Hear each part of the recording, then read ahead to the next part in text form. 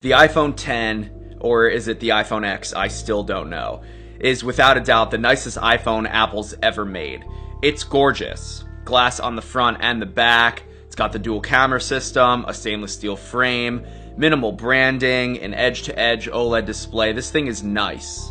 It checks a lot of boxes for what makes a premium smartphone, but I don't think it's worth the premium price.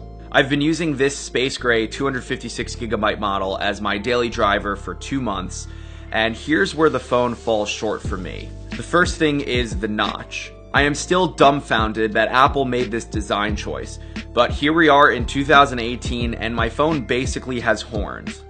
It's not that bad, and I've definitely gotten used to it, but I'd rather not have it than have it, you know what I mean? Other manufacturers have made edge-to-edge screens without cutouts, but I digress. The second thing is the persistent swipe indicator. It follows you everywhere you go in the OS, reminding you that no, there's no home button, but you gotta swipety swipe to get rid of apps. And there's no option to turn it off, which would just be too easy. And number 3, the meat and potatoes of this video, the lack of Touch ID. You see, Face ID works, and it works really well in most conditions. If it has a clear visual of your face, it totally functions the way it should. But in the sub-freezing temperatures that we currently have in New York City, going outside pretty much requires you to cover your face, meaning Face ID will 100% fail.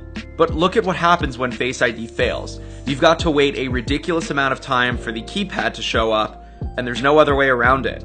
And whatever happened to slide to unlock? That brings up the keypad. It easily solves the problem. But what happens on the iPhone 10 is this. Face ID scans, and then it has to fail, and then the keypad shows up. There's no way to swipe to immediately reveal the passcode. This entire process takes way too long, especially when you compare it with Apple's near perfectly functioning other mechanism of unlocking iPhones prior to the 10.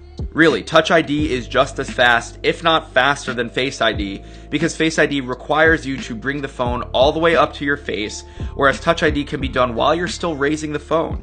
Apple introduced Touch ID way back in 2013, and it has been great. It's frustrating that they took it away and gave us something that, in my opinion, is inferior to Touch ID. And knowing Apple, I don't think Touch ID is ever coming back.